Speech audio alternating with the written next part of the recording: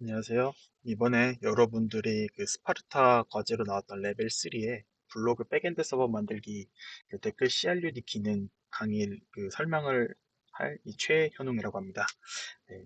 일단 제가 이거를 좀 준비한 이유는 여러분들 이제 레벨 3 과제를 수행하시면서 좀 제가 좀 더 부연적인 설명을 통해서 여러분들이 좀 스프링에 대한 좀 더 깊은 이해를 하는 그 목적으로 이렇게 강의를 찍게 되었고요. 제가 사실 이렇게 많이 해보지 않아가지고 계속 이야기하면서 버벅거리기도 하고 되게 당황도 많이 할 텐데 이 점 좀 양해 좀 부탁드리면서 이제 시작을 하도록 하겠습니다. 자, 일단은 여러분들 이제 백엔드 서버를 만들기 위해서 제가 좀 말씀드리자면은 여러분들이 할 때 뭔가 새로운 코드를 봤을 때 뭔가 당황하는 걸 최소화시키기 위해서 일단은 지금 운영진 측으로부터 레벨 2에 대한 베이스라인 코드를 좀 받아서 거기서 일단은 최대한 원래 코드 스타일을 건드리지 않고 레벨 3를 레벨 3 기능을 좀 추가를 해봤습니다. 네, 그래가지고 일단은 최대한 여러분들한테 혼동을 안 드리려고 좀 노력을 좀 많이 했고요. 네, 이제 진행하도록 하겠습니다. 자, 일단은 개요부터 먼저 말씀을 드릴 건데요. 일단은 그 백엔드 서버를 만들기 위해서는 여러분들 사전에 좀 준비해야 되는 사항들이 좀 한 세 가지 정도가 있습니다. 여러분들이 여태까지 제가 데이터베이스를 사용하시고 이런 거다 보니까 이 MySQL을 사용하셔가지고 제가 이렇게 준비한 제 백엔드 서버도 똑같이 MySQL을 쓰도록 해놨고요. 그다음에 당연한 거지만 여러분들 나중에 여러분들이 만든 엔드포인트에 대한 테스트를 하기 위해서는 이 포스트맨이라고 하는 프로그램이 깔려 있어야 됩니다. 네. 다음 정말 당연한 거지만 마지막으로 이제 자바 17이랑 인텔리제이가 설정이 되어 있어야 됩니다. 네. 그다음에 이제 소스 코드 같은 것들은 제가 이제 GitHub 링크에다가 이렇게 올려놨으니까 지금 잠깐 멈추시고 여기 GitHub 사이트 들어간 다음에 이거 이제 다운로드 받아서 여러분들 로컬 PC에 좀 준비를 해주시면 감사드리겠습니다. 네. 이런 식으로 제가 이제 GitHub 사이트에 올려놨으니까 여러분들이 이걸 뭐 다운로드 집으로 해서 뭐 받으셔도 되고요. 아니면 이제 Git 풀을 받아서 하셔도 됩니다. 네, 됐고요. 그 다음으로 이제 디펜던시 관련된 이야기를 할 건데, 당연히 우리는 지금 그레이드를 쓰고 있으니까 그레이드 디펜던시가 필요하고, 그 다음에 이거 대상 스프링 부트 버전이 3.1.0 버전이에요. 네, 이 점 좀 참고하시면 될 것 같고, 아마 여러분들 어차피 학습할 때 스프링 3점대 버전을 해가지고, 스프링 3.0 버전을 쓰고 있어도, 전혀 뭐랄까, 디펜던시 문제로 안 될 경우는 좀 없을 것 같긴 한데, 어쨌든 이렇게 3.1.0을 0으로 이제 제 백엔드 서버를 만들었고요. 그다음에 당연히 이제 자바 17. 그다음에 이거 같은 경우는 JPA를 써가지고 데이터베이스에 이제 오퍼레이션을 날릴 건데, 그래서 일단 JPA를 사용할 거고, 아까 얘기했던 것처럼 데이터베이스는 MySQL을 사용할 겁니다. 네, 그다음 이제 뭐 데이터 프로토콜을 쓸 거니까 스프링 시큐리티 같은 것들을 제가 이제 디펜던시로 넣었습니다. 네, 그 다음에 사실은 여기까지는 이제 그냥 개요를 말씀드렸는데 제가 애펜딕스로 좀 두 개를 넣어봤어요. 이게 제가 여러분들 코드 같은 것들이 좀 리뷰를 하고 좀 코드를 좀 보다 보니까 이 사람마다 코딩 스타일이 너무 다르더라고요. 어떤 뭐 장애 잘 짜신 분도 있지만 좀 못 짜시는 분들도 있어요. 예를 들면은 뭐 메서드의 리턴 구문이 여러 개다던가 아니면 이제 뭐 들여쓰기 같은 것들 제대로 안 되어 있고 이런 것들 좀 봐가지고 사실은 이게 처음에 여러분들 습관을 들여놓는 게 중요하기 때문에 제가 이거 어떻게 하면 여러분들이 좀 이쁘게 코드를 쓰고 좀 좋은 습관을 들 수 있을까 좀 생각을 해서 이제 체크 스타일이랑 PND라고 하는 제가 하나의 도구를 이렇게 애펜디시로 넣어봤어요. 네, 이거 일단은 가장 첫 번째로 이제 체크 스타일을 살펴볼 건데, 일단 먼저 말씀드리자면 이 애펜딕스는 여러분들 굳이 적용 안 해도 됩니다. 왜냐면 이거는 개발 난이도를 좀 크게 높일 수 있어서, 예. 진짜 나 이거 레벨 3 구현 다 하고, 뭔가 좀 더 좀 멋있게 코드를 짜고 싶은 사람 대상으로만 이제 체크 스타일이랑 PMD를 적용해 주시면 될 것 같습니다. 네, 가장 첫 번째로 이제 체크 스타일에 대한 이야기를 좀 먼저 할 건데, 체크 스타일 같은 경우는 이제 프로그래머가 코딩 표준을 준수한 자바 코드를 작성할 수 있도록 이제 도와주는 개발 도구라고 보시면 될 것 같아요. 그래서 이거 같은 경우는 보편적으로 자바에서 많이 사용되는 코딩 스타일을 이제 그 체크 스타일이라는 것을 규정하고 여러분들이 이제 그 체크 스타일 적용된 체크 스타일을 적용해가지고 여러분들 코드에 적용해가지고 어떤 부분이 좀 어색하다 이런 것들에 대한 워닝을 다 띄워주거든요. 그래서 그런 것들을 여러분들 찾아서 이제 여러분들이 좀 좋은 코딩 습관을 할 때 아주 좋은 도구로 이제 체크 스타일을 추천드립니다. 이 체크 스타일 같은 경우는 제가 지금 그 깃허브에 올린 그 베이스라인 코드에는 네이버에서 쓰는 이제 체크 스타일 룰 파일을 갖고 하고서 이제 설정을 해놨는데요. 이거 같은 경우 이제 그레이드 쪽에 이제 설정이 필요합니다. 그래서 인텔리제이의 여기 빌드.grade를 보시면은 이런 식으로 플러그인의 체크 스타일이라고 하는 것을 제가 다 설정해 놨어요. 체크 스타일 설정해 놨고 그 다음에 이제 따로 여기 체크 스타일이라고 하는 애를 써가지고 여기 이제 configuration 파일은 어디 있고 그 다음에 이제 체크 스타일이 좀 중요한 부분 중에 이고널 fail이라고 있는 게 있거든요. 근데 이게 뭐냐면은 분석 결과 예외가 발생한 빌드 실패를 막을 수가 있어요. 예를 들어서 내가 짠 프로그램이 체크 스타일 룰로 걸리는 게 15개일 때, 이그널 밸류가 true로 돼 있으면은 여러분들 소스 코드 빌드가 안 됩니다. 네. 그러니까 그 빌드, 여기 그레이드에서, 이 빌드 버튼을 누르면은 체크 스타일에서 통과하지 못하면은 빌드 페일이 떨어져요. 네. 그래서 이 실무에서 진짜 코딩 스타일을 좀 강력하게 좀 그 평가하는 곳들은 이 체크 스타일을 완전 베이스라인으로 두고 하는 것도 많습니다. 네. 어쨌든 이 체크 스타일 같은 경우도 이런 식으로 설정할 수 있고 실제 컨피그레이션 파일들은 제가 이제 루트 프로젝트의 컨피그에 체크 스타일에 이게 넣어놓고 이렇게 제가 설정을 해놨기 때문에 여러분들은 그냥 이 그레이들의 코끼리를 새로 고침하면은 이제 아무 문제 없이 사용할 수 있을 겁니다. 만약에 뭔가 체크 스타일 관련돼서 에러가 뜬다고 하면은 이거 다 지워버리세요. 지우시면 됩니다. 지우고 그다음에 여기 플러그인에 체크 스타일이 써져 있는 것들 다 지우고 네, 이런 식으로 하면 체크 스타일 쓸 수 있고요. 체크 스타일이 이제 뭐냐면은 되게 좀 보시면은 예를 들면 컨트롤러에도 이런 코드를 하나 짰어요. 네, 이 코드에 대한 뭔가 체크 스타일이 그 코딩 스타일 같은 것들 평가하고 싶을 때 제가 이 노션에 만들어 놓은 이 설정을 다 하게 된다면은 이 하단에 이 체크 스타일이라고 하는 이 칸이 하나 생겨요. 그래서 이걸 누르고 지금 여기 같은 것들은 지금 네이버 룰 파일이 지금 제대로 인텔리제이에 뭔가 에러가 있어서 잘 적용이 되지 않았는데 어쨌든 구글 체크 스타일로 설정한 다음에 여기 이제 왼쪽에 있는 체크 커런트 파일을 써놓으면 이 파일을 대상으로 체크 스타일 룰을 어기는 애들이 몇 개가 있는지 이렇게 보여주는 거예요. 그래서 이런 것들을 보고 이제 고쳐 나가면서 이게 굉장히 좋은 코딩 습관을 형성해 나갈 수 있습니다. 네. 네, 이거 같은 경우들은 제가 이게 천천히 내릴 테니까 여러분들은 중간중간 이렇게 그 멈추시면서 이제 보시면 될 것 같아요. 네. 네, 아까 제가 했던 것처럼 에러가 발생해서 이 아래도 원래는 체크 스타일 해서 여러분들이 적용한 그 네이버 그 체크 스타일로 떠야 되는데 그게 잘 안 되더라고요. 이 부분은 제가 나중에 그 슬랙을 통해서 좀 해결점을 좀 공유를 해드리도록 하겠습니다.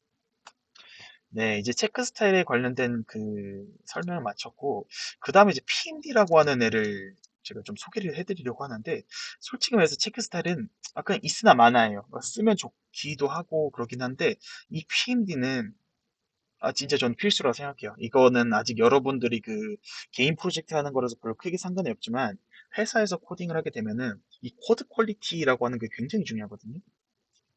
특히 대개 코드 퀄리티를 높게 평가하는 그런 곳들은 이제 그게 다 있어요. 그 회사 자체에 저는 정적 코드 분석을 해주는 도구가 있어요. 진짜 몇 천만 원짜리, 몇 억짜리 이거 돌리는데 그런 것들을 이제 PMD라고 하는 애를 이용하면 PMD를 안 돌렸을 때 그 회사에서 비싼 그 정적 분석 도구를 돌릴 때 한 50건 나왔던 코드가 PMD를 돌리면 10건 이내로 줄일 수가 있어요. 네. 그래서 사실은 실무에서 저는 이 PMD는 거의 무조건 넣어야 된다고 저는 생각합니다. 그래서 이거를 뭐 그 투타님들 중에서도 모르셨던 분 있으시면은 한번 체크 스타일 한번 적용해 보시는 거 진짜 추천드릴게요. 이거 진짜 좋습니다. 네, 그래서 얘도 똑같이 그레이드에다가 설정을 하는 건데 이 플러그인에 PMD를 등록시키고 그다음에 이제 PMD라고 하는 그 그런 그 영역에다가 이런 식으로 값을 이제 채워주시면 됩니다.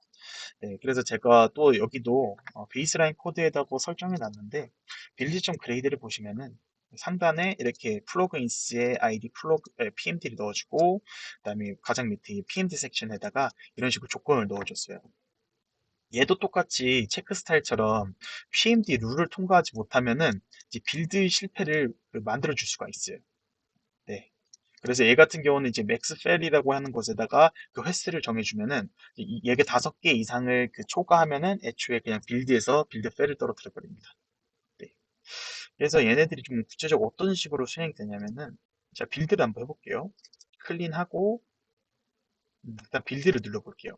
빌드를 누르면은 여기서 일단은 그 실행 순서들을 다 볼 수가 있거든요. 자, 이거 보세요. 컴파일 자바, 뭐 클래시스, 부트 자르, 뭐 이런 식으로 뭐 엄청 많긴 한데, 네, 네, 이런 식으로 체크 스타일이 돌죠. 네, 여러분들이 이제 플러그인스에 체크 스타일을 넣으면은 자동으로 이제 여러분들 빌드 과정에 체크 스타일이랑 PMD가 이제 수행이 되게 되는 겁니다. 네. 그래서 제가 이제 어마어마하게 많이 드는데, 이거는 제가 뭔가 예외 파일을 안 해놓고 온 것 같아요. 그래서 많이 드는 것 같은데, 네, 이건 한번 여러분들이 꼭 한번 고쳐보시면 좋을 것 같습니다. 이게 너무 많은데, 이거 아마 그 체크 스타일에 예외 파일이 안 걸려 있어서 이렇게 된 것 같아요. 네, 그래서 실질적으로 보니까 25개 정도 된 거네요. 아마 811개 같은 경우는 우리가 짠 코드가 아니라 이런 빌드 안에 들어가는, 예, 여기 뭐 클래시스 뭐 이런 데서 들어가는 애들도 같이 포함돼서 저렇게 많이 나오는 것 같으니까, 네, 어쨌든 여러분들 확인하고서 하시면 되고요. 자, 체크 스타일이 끝나고 나서 그다음 이제 PMD를 하시는 거 보고 있어요. 지금 PMD 좀 수행하고 있죠.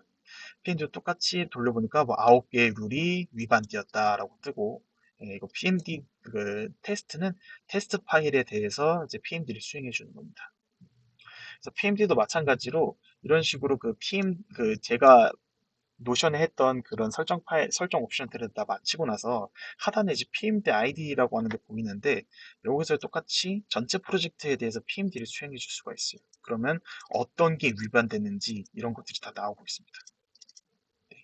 그래서 여러분들 이런 것들을 보면서 이제 코드를 수정해 나가면서 PMD 영건이랑 체크 스타일 영건을 만들어 나가는 거 되게 진짜 추천드리는데, 현재 단계에서는 사실은 개발 난이도를 엄청나게 높일 수 있기 때문에 현재는 그냥 이런 것들이 있다 정도만 알고 계시면 좋을 것 같습니다. 네. PMD도 제가 똑같이 이렇게 천천히 내리면서 이렇게 설정 방법을 이제 보여드리니까 중간에 멈춰서 이제 설정하실 분들은 설정하시면 좋을 것 같습니다. 네, 이제 됐고요. 그 다음에 이제 본격적으로 시작을 할 건데, 가장 첫 번째로 이제 요구사항 분석을 먼저 해보도록 하겠습니다. 사실 여러분들 어떤 프로그램을 짜든 이 손이 키보드로 가는 사람들은 실패한 사람들이에요. 항상 어떤 프로그램을 짤 때 무조건 여러분들 손에 종이로 가야 돼요. 종이로 가가지고, 아, 내가 만들려고 하는 서비스의 요구사항이 어떻게 되지? 이거부터 먼저 파악한 다음에 개발을 진행해 주셔야 됩니다. 이게 사실은 요구사항 분석하는 게 전체 개발 프로세스의 저는 한 50% 이상은 차지한다고 봐요. 요구사항이 명백하게 나와야 이 요구사항을 분석해서 이제 데이터베이스 스키마가 나오고요. 그다음에 이제 스키마가 나오니까, 그다음에 이제 JPA 엔티티를 어떻게 할지 뜻이 나오고, 그다음에 어떤 서비스, 어떤 컨트롤러가 필요하고, 어떤 엔드포인트가 필요하겠다, 이런 것들에 대한 감이 와요. 그래서 요구사항 분석은 무조건 필수로 해주시면 좋을 것 같고요. 그래서 저희 회사 같은 경우는 사실은 뭐 이런 것도 되게 많이 합니다. 여러분들 어, 소프트웨어 요구사항 명세서라고 하는 애가 있어요. 그래서 이제 SRS라고 하는데, 저희 회사는 개발자들이 이 SRS를 쓰는 것을 정말 기본적으로, 그러니까 저희 회사는 이게 얼마나 심하냐면은 요구사항 명세서 SRS가 먼저 작성되고, 그 SRS가 상위 시니어 개발자들한테 통과가 되고, 그 다음에 이제 인터페이스 설계 나와줘야 돼요. 그걸 이제 SDS라고 하는데, SDS까지 나와서 그게 전부 다 어프로브가 떨어져야 개발을 할 수가 있는 거예요. 그래서 그만큼 이제 소프트웨어 요구사항을 파악하는 것이 정말 중요하기 때문에 여러분들도 꼭 어떤 프로그램을 개발하는 데 있어서 이거 요구사항을 완전 명백하게 한번 따져보시길 바라겠습니다. 네, 그래서 이제 요구사항 분석을 볼 건데, 자, 여기서 스프링 레벨 3라고 하는 그 스파르타 쪽에서 제공해 준 그런 건데요. 자, 여기서 전체 요구사항을 다 포함하는 게 아니라 여기서 이제 주황색 그 채우기로 하는 것들이 이제 레벨 3에서 추가가 된 기능이라고 보시면 될 것 같아요. 그래서 회원가입 API에서 유저네임과 패스워드를 클라이언트로부터 전달받고, 그다음 유저네임과 패스워드는 이런 식으로 이제 검증, 인풋, 발리데이션을 해야 된다라는 거죠. 그다음 당연한 거지만 당연히 우리 회원가입할 때 중복된 사람이 있는지 없는지 체크하고 없으면 저장해줘야죠. 그런 것도 있고, 그다음 이제 회원 권한을 부여를 하는데 이게 좀 추가된 기능이에요. 그래서 어, 그 레벨 2에는 유저네임과 패스워드밖에 없었다면은 이제 레벨 3에서는 이제 그 회원 권한도 나올 건데, 사실 여기서 제가 좀 말씀드릴 게 있는데, 사실 이게 권한 부여하는 거를 통상적으로 그냥 일반 회원 가입해서 하지 않아요. 그러니까 일반 회원가입에서 지원하는 건 유저 권한에 대한 것만 해주고, 이 어드민 권한은 사실은 별도의 백오피스 서비스나 뭐 이런 데에서 이제 완전 루트 권한을 갖고 있는 계정만 만들 수 있게 만들어주는데, 일단은 저희 프로젝트에서는 뭐 백오피스나 이런 것들이 없기 때문에 제가 그냥 스프링 그 어플리케이션 안에 그냥 회원가입 DTO에 유저네임과 패스워드 플러스 롤을 하나 더 넣었어요. 근데 통상적인 그 회원가입에서 이런 어드민은 그냥 백오피스 서비스 같은 곳에서 루트 계정이 생성해서 주는 것이 가장 일반적입니다. 그래서 어드민 회원 같은 것들은 모든 게시글, 댓글에 대해서 수정 삭제가 가능하다라고 하는 그런 제약 조건이 있고요. 그다음 로그인 API 같은 거 별도의 그 추가적인 요구 사항은 없습니다. 그냥 뭐 JWT 토큰 발급받고 그다음에 토큰 익스파이어드 된 거 체크하고 좀 이런 것들이 다 끝이라고 보면 될 것 같고요. 그다음에 추가된 게 이제 댓글에 대한 이제 CRUD API가 또 제공이 되어야 됩니다. 그러니까 여러분들이 레벨 2에서 보니까 게시글에 대한 CRUD 서비스를 제공했는데, 레벨 3는 거기서 한 단계 더 업그레이드해서 여러분들이 작성한 게시글에 댓글까지 남길 수 있는 그런 어, 기능을 만들려고 하는 겁니다. 그래서 댓글 작성하는데 당연히 이게 다 무조건 선제 조건이에요. 토큰이 무조건 유효할 때만 댓글 작성 가능하고, 그다음 당연히 댓글 작성을 할 때 얘가 특정 게시글에다가 댓글을 다는 거잖아요. 그래서 그 게시글이 존재하는지 확인해야죠. 네. 그다음 있으면 댓글 등록하고, 그다음에 등록된 댓글을 그대로 반환해 줄 겁니다. 네, 수정도 똑같아요. 유효한 거 체크하고 저장료 확인하고 이제 쓰고, 삭제도 똑같이 이제 유효한지 확인하고 저장된지 확인하고 댓글 삭제하고, 네, 이렇게 하면 되고요. 추가된 게 있는데 이 예외 처리라고 하는 게 있어요. 근데 여러분들 기존에 있던 그 제가 받았던 베이스라인 코드에는 이미 예외 처리가 되어 있긴 하거든요. 그래서 그 예외 처리가 기존에 보니까 잠시만요.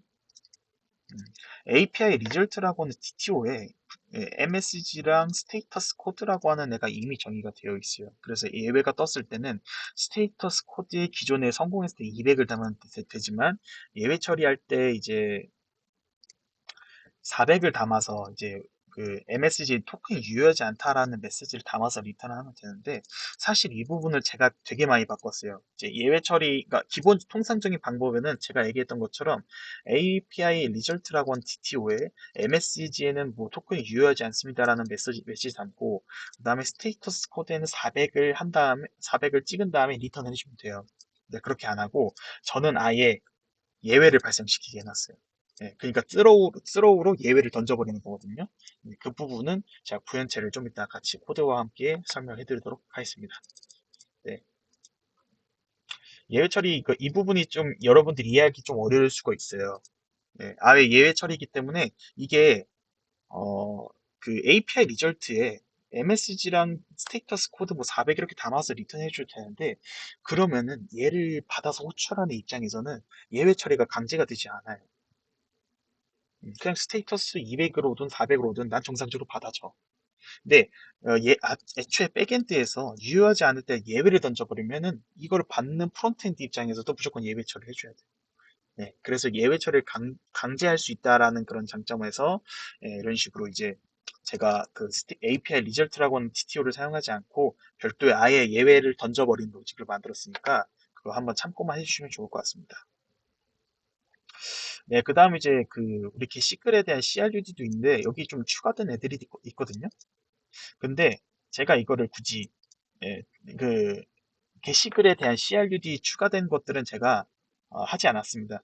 제가 일단 예시로 들어줄 거는 그 댓글 CRUD에 대한 그런 구현 같은 걸 보여드릴 거고, 그걸 이용해서 여러분들이 이제 게시글에 대한 이 추가 요구 사항도 여러분들이 한번 직접 해보면서 좀 실력을 쌓으면 좋을 것 같아서 제가 일부러 구현하지 않았습니다.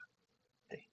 근데 제가 구현하다 보니까 댓글 CRUD랑 여기서 그 추가된 것들, 이렇게 다른 게 그냥 그 기존에 있었던 여러분들이 기존에 만들었던 그 게시글 리스폰스 TTO 있죠.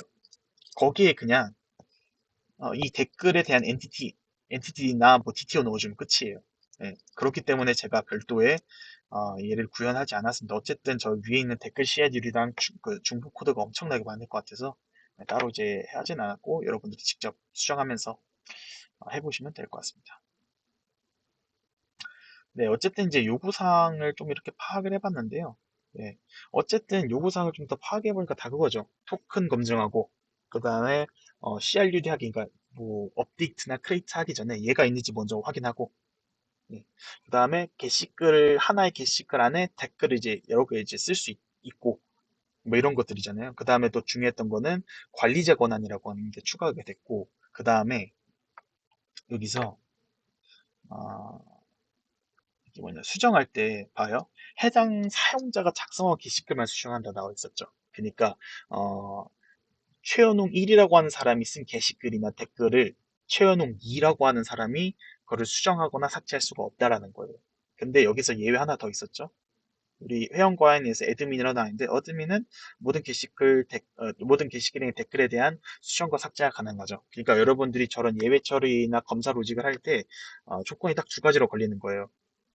이 요청을 한 애가 어드민 권한이 있는 애인지, 아니면은, 내가 작성한 댓글의 작성자가 올바른 애인지, 이 두 개를 기반으로 이제 이 부분을 검증을 해주셔야 됩니다. 네, 어쨌든 이렇게 요구사항 명세는 좀 이렇게 해서 좀 파악을 해봤고요. 사실 이거 되게 디테일하게 주는 거예요. 이렇게까지 디테일하게 주는 경우는 거의 없습니다. 네, 어쨌든 다시 이제 노션으로 넘어가서 여러분들이 만든 제가 이제 얘기했던 요구사항 분석 그 사항 그 토대로 스키마를 제가 좀 이렇게 설계를 해봤어요. 네. 그래서 이제 아까 봤던 그 요구사항을 정말 간략하게 데이터 관점에서만 보자면은 사용자는 이름과 비밀번호 권한을 가질 수 있어요. 네. 그다음에 이제 게시글 같은 것들은 내가 그 글을 보면 나와 있는데 제목과 내용, 그다음 작성일자, 수정일자, 작성한 사용자 정보를 갖고 있습니다. 네, 사용자 정보가 있어야 당연히 그 검증 로직에서 이게 올바른 사용자가 수정을 하려고 하는 건지 다 파악을 할 수 있잖아요. 그래서 사용자 정보가 추가됐고요. 그다음에 이제 댓글이 이제 완전 새롭게 추가가 됐죠. 예, 댓글 같은 것들은 특정 게시글에 다는 거기 때문에 특정 게시글에 대한 내용, 작성일자, 수정일자에 대한 정보를 갖고 있습니다. 그래서 아래 이거 같은 비주얼라이제이션 한 도구인데 보시면 유저라고 하는 테이블에는 뭐 유저네임과 패스워드, 롤 이렇게 했고 기존에 그런 것들이 있을 거예요. 유저 아이디 값을 오토 인크리스먼트 값으로 인티저나 롱 값으로 쓰시는 분들이 계실 텐데 이 유저 같은 것들은 어차피 데이터가 많지도 않을 것 같아서 저는 그냥 유저네임을 했습니다. 어차피 바차 뭐 10밖에 안 되기도 하고요. 데이터 사이즈도 적어서 저는 굳이 그냥 인티저나 롱 같은 오토 인크리스먼트 키를 쓰지 않고 유저네임 자체를 PK로 잡아서 썼습니다. 네, 그 다음에 이제 그 포스트라고 하는 테이블은 아, 얘기했잖아요. 제목, 내용, 작성일자, 수정일자 이렇게 있으니까 제목, 내용, 이제 뭐 작성일자, 수정일자 되어 있고 그다음 당연히 포스트 아이디가 되어 있는데 이 포스트 아이디 같은 경우들은 제가 롱 타입으로 오토 인크리스먼트 값을 넣었습니다. 네. 그다음 당연한 거지만 얘는 누가 작성해야 되는지 알아야 되잖아요. 그래서 유저 테이블에 있는 유저 네임이 포린키로 이렇게 걸려 있는 형태입니다. 그다음에 이제 커멘트라고 하는 이게 테이블 같은 경우도 똑같이 이 내용과 또 어떤 게시글에 썼는지를 알아야 되는 포스트 아이디가 있어야겠죠. 이 포스트 아이디에 대한 포린키가 지금 포스트 아이디로 이렇게 걸려 있는 거고, 그다음에 얘도 똑같이 누가 작성했는지 알아야 되잖아요. 이 댓글 누가 작성했는지 알아야 하기 때문에 유저 네임도 추가적으로 이렇게 유저 테이블이랑 포린키 관계를 갖고 있는 것을 확인할 수 있습니다. 네, 그래서 이제 SQL은 이렇게 되는데, 제가 저기 프로젝트 루트 디렉토리에 제 SQL 파일을 넣었기 때문에 여러분들은 저거 그냥 그대로 복사해서 마리아DB에다 넣어주시면 됩니다. 여기 보시면은 schema.sql 해가지고 제가 여기 넣어놨죠. 이거 쓰시면 됩니다. 가장 첫 번째로 크레이트 데이터베이스 DB 블로그 같은 것들은 얘가 초기에 한번 딱 실행하고 아마 이거 제대로 밑에 있는 애들을 쓰려고 하면은 뭐 그런 말 뜰 거예요. 노 데이터베이스 뭐 셀렉티드 뭐 이런 식으로 뜰 텐데 그런 메시지가 뜨면은 이거 데이터 그랩이나 이런 그런 도구들을 껐다가 다시 키시면은 아마 갱신이 되어 있을 거니까 그런 에러가 뜨시면은 그냥 이 크레이트 데이터베이스 하고 그 GUI 툴 닫은 다음에 다시 켜서 아래에 있는 것들 하시면은 다 될 겁니다. 그래서 일단은 제가 이거를 데이터 그립을 기반으로 넣는 걸 보여드릴게요. 자, 일단은 저 같은 경우는 이제 이런 식으로 MySQL을 쓰고 있고요. 그다음에 제가 크레이트 데이터베이스 해가지고 DB 블록을 먼저 지금 넣은 상태예요. 지금 여기 지금 넣어져 있잖아요. 네, 그 다음에 이 아래에 있는 애들이 여러분들이 그대로 그냥 실행을 하려고 하면은 실행이 잘 안 되실 거예요. 그럴 때는 어떻게 해야 되냐면은 일단은 여기 데이터 그립이라고 하는 애를 완전히 종료했다가 네, 다시 키셔가지고 음, 그러면 이제 데이터 그랩이라고 하는 툴이 DB블로그라고 하는 데이터베이스랑 지금 이제 리프레시가 됐을 거예요. 그 다음 여기서 그대로 하면 안 되고 여러분들 여기 얘를 누른다 오른쪽 마우스를 눌러서 프로퍼티스라고 있거든요. 프로퍼티스에 데이터베이스를 여러분들이 방금 만든 db 언더바 블로그라고 하는 애로 만들어 주셔야 됩니다. 네, 이렇게 만들어주고요. 그 다음에 이제 차근차근 테이블을 좀 만들어 보도록 합시다. 데이터 그립 기준으로 이 테이블을 만든 단축키는 그냥 커맨드 엔터를 누르면 돼요. 그럼 얘 이제 실행시키고 네, 만들어졌죠. 그 다음에 포스트에도 실행시켜주고 그 다음에 코멘트 또 이렇게 실행시켜주시고 그러면 일단은 아, 여기 DB 블로그라고 하는 그 데이터베이스에 테이블 3개가 생성이 된 거죠. 그래서 좀 더 이쁘게 보려면은 데이터 그래프 기준으로 그 다이어그램의 쇼 비주얼레이제이션을 보면은 이런 식으로 테이블 구조를 좀 도식화해서 이렇게 보여줘요. 그래서 데이터 그래프 같은 것들은 그 제트브레인 라이센스인데 여러분들 지금 아마 스파르타 코딩에서 인텔리지 라이센스 받았을 때 이게 인텔리지 라이센스만 받은 게 아니라 데이터 그립도 같이 쓸 수 있는 라이센스를 받았을 거예요. 그래서 이제 학습하는 동안에는 데이터 그립에 대한 것도 설치해서 쓰는 거 굉장히 좋습니다. 네, 이런 식으로 이제 만들어진 거 확인할 수 있고요. 여기다가 이제 포스트맨을 써가지고 이 데이터를 하나하나씩 계속해서 넣어주는 작업을 같이 진행을 할 겁니다. 네, 그 다음에 이제 데이터베이스까지 만들었으니까 마지막으로 남은 건 인터페이스 명세죠. 인터페이스 명세인데 이 같은 경우들은 제가 방금 아까도 얘기했지만 제가 그 기타브로 드렸던 베이스라인 코드에는 게시글에 대한 CRUD는 코드를 적용하지 않았어요. 네, 그래서 여러분들은 이 아래에 있는 인터페이스 명세서를 보시고 게시글에 대한 CRUD는 여러분들이 직접 구현해 보시면 좋을 것 같습니다.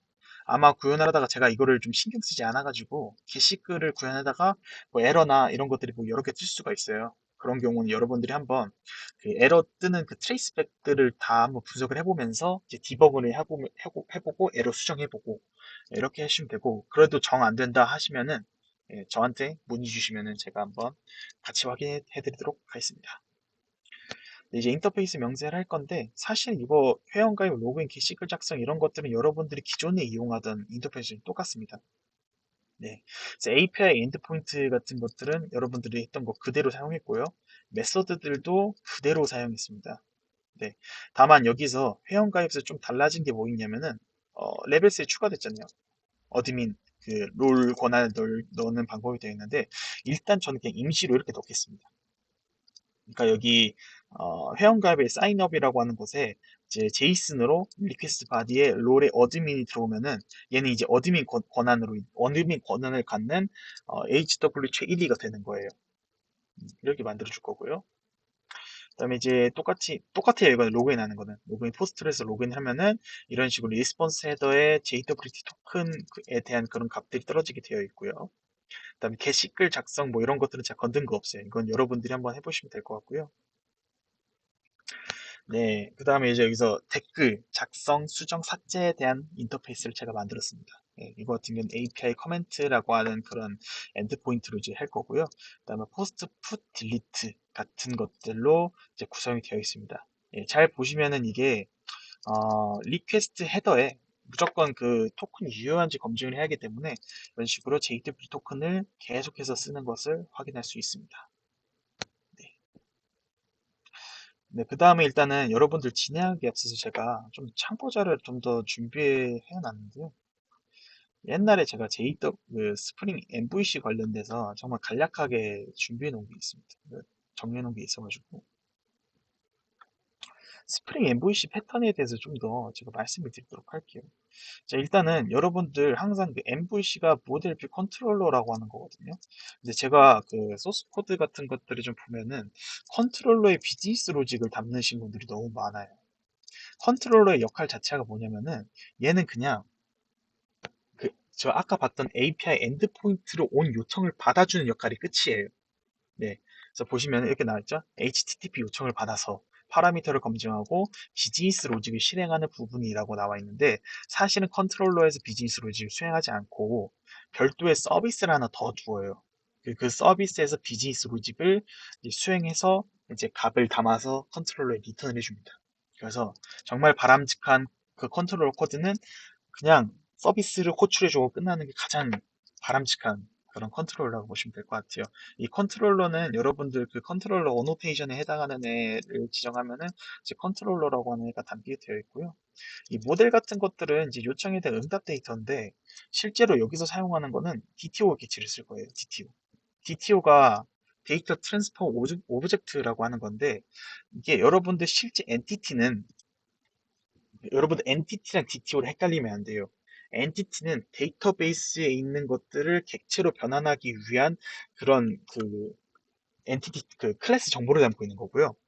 DTO는 하나의 엔드포인트로 요청을 들어오면은 그거에 대한 알맞은 응답값을 담아서 주는 게 DTO라는 거예요.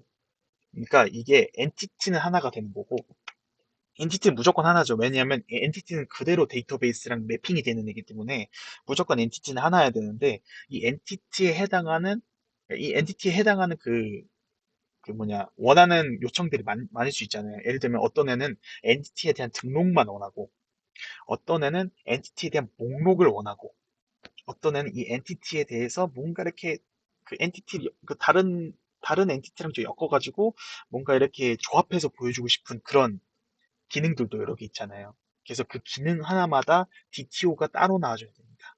네. 그래서 DTO는 이 응답과 요청에 대한 그런 데이터들을 담아서 주는 애가 이제 DTO라고 하는 거예요. 네. 그렇게 보시면 될 거고, 어쨌든 엔티티는 그냥 데이터베이스를 직접 매핑하는 애기 때문에 무조건 하나만 있어야 되고, 저 DTO 같은 것들은 그 기능에 따라서 여러 개 존재할 수 있다라는 거를 좀 말씀을 드리고 싶습니다. 그 다음에 뭐 스프링에 대해서 좀 더 이야기를 하자면 디스패치 서블릿이라는 말을 들어보셨을 거예요. 디스패치 서블릿 같은 것들은 이제 프론트 컨트롤러라고 하거든요. 여러분들이 그거예요. 예를 들면은 이 엔드포인트에 어디죠?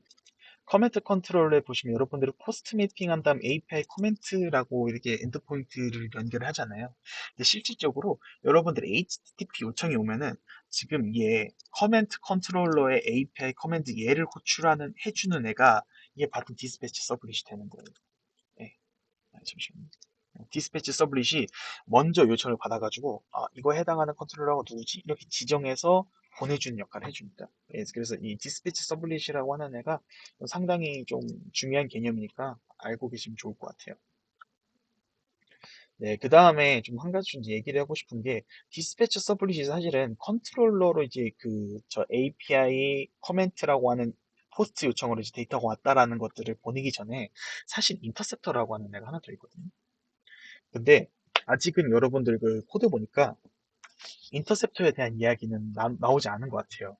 그래서 인터셉터가 뭘 하는 거냐면은 컨트롤러에서 비즈니스 로직을 수행하기 전에 좀 필요한 좀 추가 과정들을 진행합니다. 예를 들면은 리퀘스트에 있는 헤더 값들을 어떻게 추출해가지고 실제로 좀 해쉬맥 같은 데 담아준다거나 뭐 이런 것처럼 뭔가 헤더 영역의 데이터를 꺼내와서 어떻게 컨트롤러에서 쓰기 좋은 형태로 만들어주는 역할이 이제 인터셉터라고 하는 애가 있거든요. 근데 이거 같은 것들은 아직 여러분들 안 배웠기 때문에 이런 헤더 영역을 추출하고 이런 부분들을 전부 다 컨트롤러, 그 서비스 단에 이제 구축을 했다라고 보시면 될 것 같아요. 저희 회사에서는 참고로 REST API를 안 쓰고 GraphQL이라고 하는 애를 쓰는데, GraphQL 인터셉터라고 하는 일을 이용해가지고 사용자로부터 온 이제 리퀘스트 헤더의 값을 그 값들을 꺼내가지고 컨트롤러가 사용하기 쉬운 형태로, 바꿔주는 그런 것들을 좀 이용해서 쓰고 있습니다. 사실 인터셉터는 없어도 돼요. 있으면 좋은데, 굳이 막 없어도 막 프로그램이 안 돌아가고 이런 건 아니에요. 왜냐면은 컨트롤러에서도 저런 그 헤더 값들을 추출하고 검증하는 것들을 다 할 수 있기 때문이죠. 근데 어쨌든 얘는 이런 게 있다는 것만 좀 알고 계시면 좋을 것 같고요. 자, 이제 블로그 백엔드 서버를 얘기할 건데, 이게 사실은, 음, 차근차근 좀 진행을 해보도록 할게요. 일단은 얘를 일단 먼저 런을 시킬 건데, 좀 중요한 부분에 대한 코드 리뷰부터 먼저 하고 보여드리는 게 나을 것 같아요. 자, 보시는 바와 같이 일단 이게 메인인데 메인 그 여러분들 시작하는 그 어플리케이션 쪽이죠. 근데 여러분 아마 못 보셨던 게 이거 하나 뜰 거예요. 지금 보시면 제가 준비한 코드에 set default time zone이라고 하는 애가 포스트 컨스트럭터로 돼 있거든요. 그래서 이게 뭐냐면은 사실 여러분들 지금 MySQL에 이용해가지고 그 오디팅을 이거 enable JPA 오디팅을 써가지고 크레이트랑 modified as을 여러분들이 직접 쓰는 게 아니라 그냥 JPA에서 자동으로 쓰게 만들어 주잖아요. 근데 스프링 같은 데에서는 항상 이런 타임존 같은 값들을 보시면 해당 PC 타임존 세팅에 따라가요. 그래서 여러분들 당연히 한국이니까 일반적으로 플러스 0900 KST 이 시간 포맷을 이용하는데, 근데 이게 사실 한국에서만 사용하는 서비스 같은 경우에는 이 타임존 세팅은 크게 별로 고려 안 해도 돼요. 왜냐면 어차피 한국에서만 쓸 건데. 근데 여러분들이 만든 서비스가 어, 다른 뭐 일본, 중국, 미국 같은 여러 군데에서 서비스 해야 돼요. 그러면 무조건 타임존을 통일해 주셔야 됩니다. 그래서 이 타임존을 통일한 기준은 대부분 다 UTC가 되기 때문에 이런 식으로 스프링을 시작하기 전에 이런 식으로 타임존을 UTC로 아예 변환을 해주는 그런 과정을 보여주고 있습니다. 사실 저도 이거를 몰랐어요. 예, 그냥 이게 데이터베이스 타임존 자체를 UTC로 설정해 놓으면은 여기 들어가는 애들도 당연히 다 UTC 폼에서 들어갈 줄 알았는데 이 스프링 같은 것들은 이 해당 PC 타임존을 따라가기 때문에 데이터베이스 UTC로 설정한다 하더라도 실제로 들어가는 거는 KST가 들어가는 거예요. 그래서 시간 편차가 발생합니다. 그런 것들을 없애기 위해서 이렇게 디폴트 그래서 타임존을 UTC로 설정한 거고요. 여러분들이 이거 알아두시면 되게 좋습니다. 저는 이거 한 달을 삽질해서 이제 알아낸 건데 어쨌든 그렇더라고요. 네, 좀 알고 계시면 좋을 것 같고. 그 다음에 여러분들 지금 디렉토리 구조를 보면은 여러분들이 여태까지 했던 그 디렉토리 구조는 좀 다를 거예요. 보시면은 아마 여러분들은 통상적으로 이렇게까지만 갖고 있었을 거예요. 루트 프로젝트 안에 컨트롤러, DTO, 엔티티, 레포지토리 서비스 해가지고 여기 안에 지금은 뭐 유저만 들어가 있는데 저 포스트 컨트롤러 여기도 포스트 리퀘스트 DTO, 포스트 리스폰스 DTO 뭐 엔티티도 뭐 포스트 엔티티 이렇게 하나의 그 이렇게 이런 식으로 다 그 뭐냐 이런 식으로 이제 아마 그런 패키지들이 구성이 되어 있을 텐데 일반적으로 좀 이렇게 구성하는 게 좋아요. 보시면은 이 우리 여러분들이 만들려고 하는 백엔드 서비스가 기능이 사실 따지고 보면 세 개거든요. 유저, 로그인과 회원가입 기능이 있잖아요. 그 다음에 호스트, 여러분들 게시글 CRUD 할 수 있죠? 그 다음 이번에 추가된 거 코멘트에 대한 CRUD 할 수 있잖아요. 그래서 여러분들이 스프링 어플리케이션을 만들 때 정말 바람직한 디렉토리 구조는 이런 식으로 도메인 단어로 나누는 거예요. 네. 보시면은 커멘트라고 그러니까 댓글에 대한 컨트롤러, 댓글에 대한 DTO, 댓글에 대한 엔티티, 댓글에 대한 레포지토리, 댓글에 대한 서비스.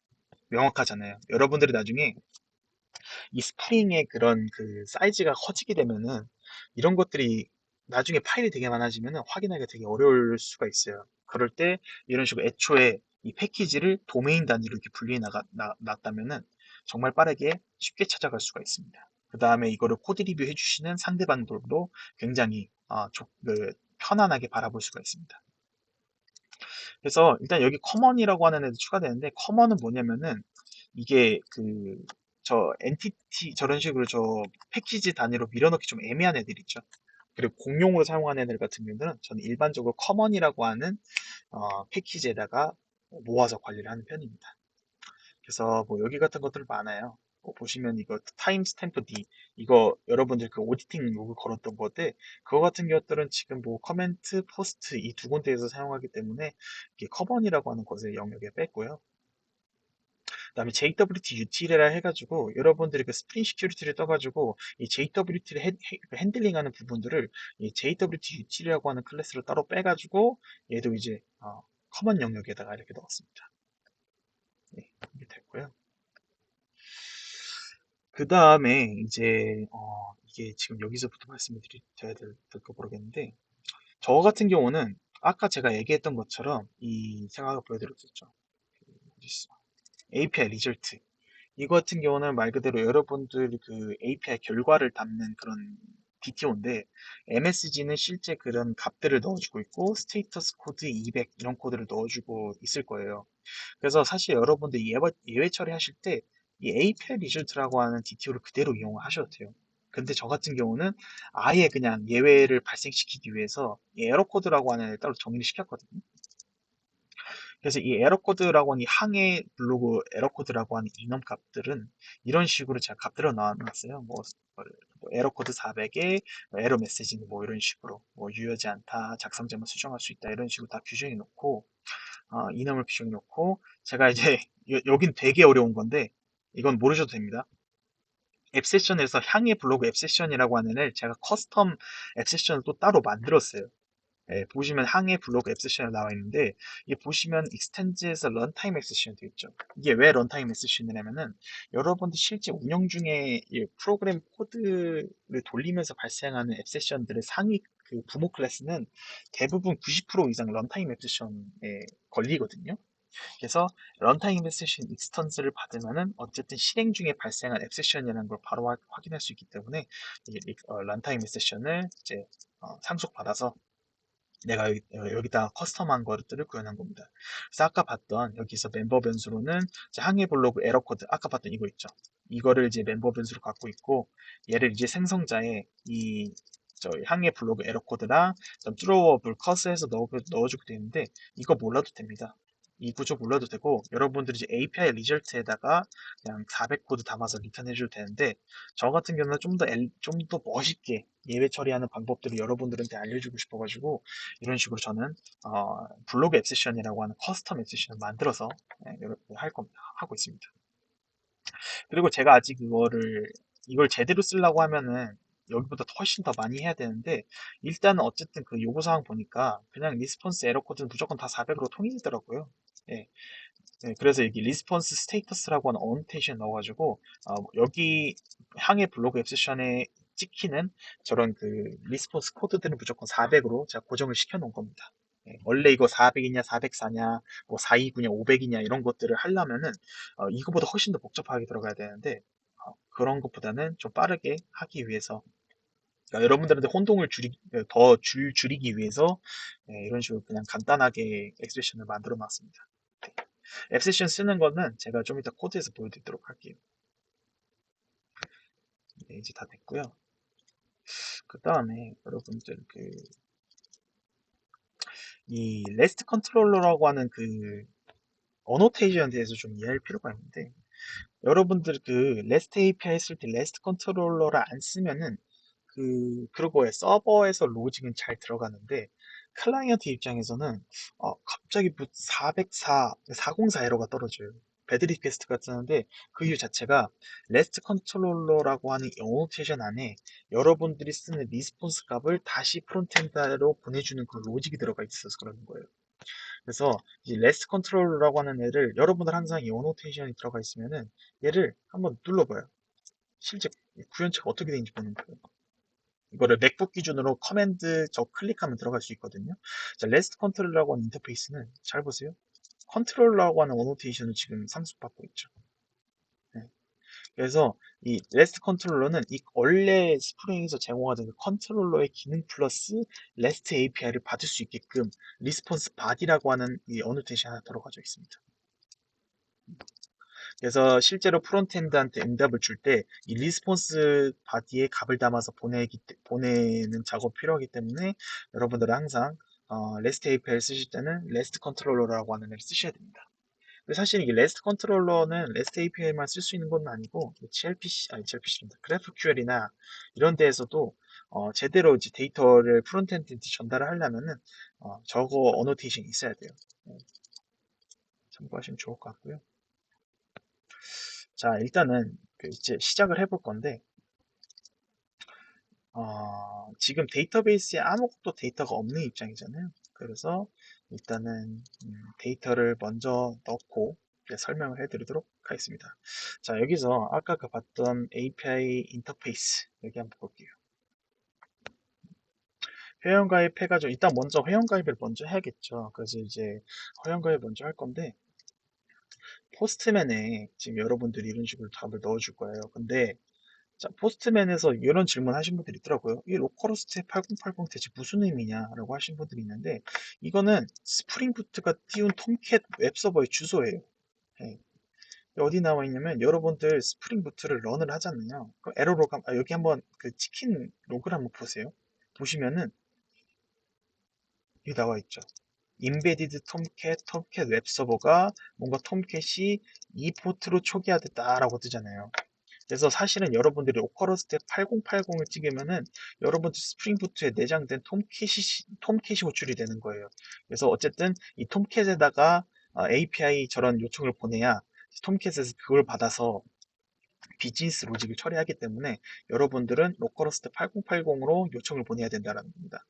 앞에 있던 그 8080은 포트고 로컬호스트는 이제 IP 쪽인데 어쨌든 여러분들 지금 로컬에서 테스트할 거니까 얘는 그냥 로컬호스트로 적어주시면 돼요. 근데 여러분들이 이게 로컬호스트가 아니라 뭔가 좀 다른 외부에 있는 IP랑 통신해야 된다.